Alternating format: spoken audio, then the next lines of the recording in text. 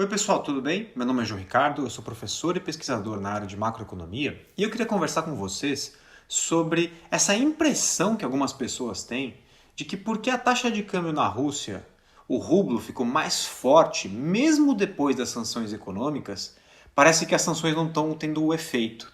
Será que isso é verdade? Vem comigo.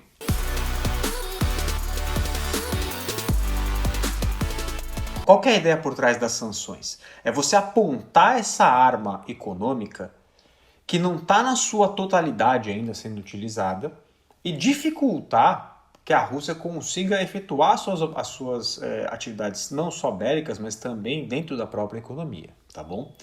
Então, alguns tipos de sanções foram impostas, já faz tempo que a Rússia convive com sanções econômicas, mas dessa vez a intensidade ou uma escalada na utilização desse ferramental.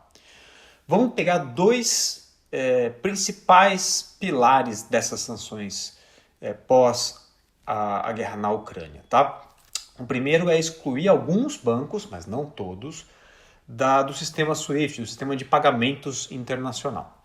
E o segundo foi não deixar o Banco Central na Rússia acessar as suas reservas internacionais, aquele colchão de liquidez, aquela proteção que o Banco Central guarda fora da Rússia, para poder justamente estabilizar o mercado de câmbio, de alguma forma criar também estabilidade no mercado financeiro como um todo na Rússia, quando algum evento dessa magnitude acontece.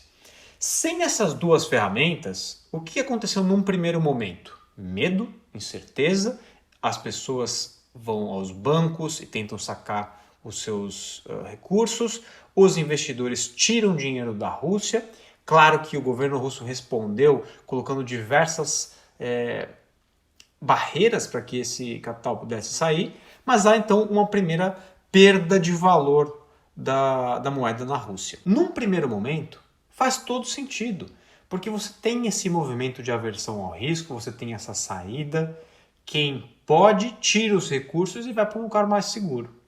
Mas o que acontece é que, fundamentalmente, como nos lembram dois pesquisadores que acabaram de publicar um texto no site Vox.eu sobre esse assunto, que é onde eu estou me baseando para poder conversar com vocês, a composição das sanções importa muito. Se elas são nas exportações ou nas importações, a resposta da taxa de câmbio vai ser diferente. O que foi feito? O que foi feito nesse caso foi algo muito mais pelo lado das importações, ou se a gente quiser, mais genericamente no economês, pelo lado da demanda por moeda estrangeira. Não foi pelo lado da oferta, não foi pelo lado das exportações, não foi pelo lado de quem está levando os recursos para a Rússia. Vamos entender.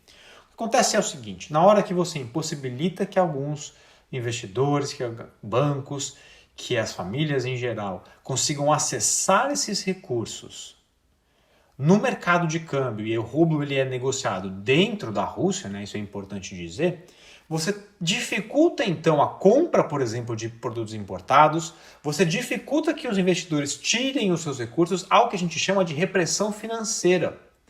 Dessa forma, cai a demanda por moeda estrangeira. Se cai a demanda por moeda estrangeira, ao mesmo tempo que o preço das exportações russas, por exemplo, de petróleo, sobe muito, há então uma diminuição das importações, um aumento das exportações, que faz com que eu tenha um excesso de recursos, na verdade, em termos líquidos, um excesso de recursos entrando na Rússia. Há, dessa forma, uma queda da demanda, quando não há, no outro lado, uma queda na oferta, na mesma magnitude. Assim, como você tem menos procura por moeda estrangeira, dentro da Rússia, a moeda estrangeira perde valor. E o que significa isso para a taxa de câmbio? Significa que o rublo ganha valor. Então vejam que não é que as sanções não estão tendo efeito, elas têm um efeito, porque a resposta, por exemplo, do governo russo e as próprias impossibilidades por parte de famílias e empresas de acessarem produtos importados fazem que, do ponto de vista de bem-estar social, você tenha uma queda. Do ponto de vista do funcionamento da economia, você tem muitas dificuldades. Mas o termômetro não pode ser só a taxa de câmbio, e mesmo que for, Não acho que deveria, mas mesmo que fosse, o que acontece é que tem que ver como que ele vai mostrar para a gente a temperatura, a resposta do que está acontecendo na Rússia.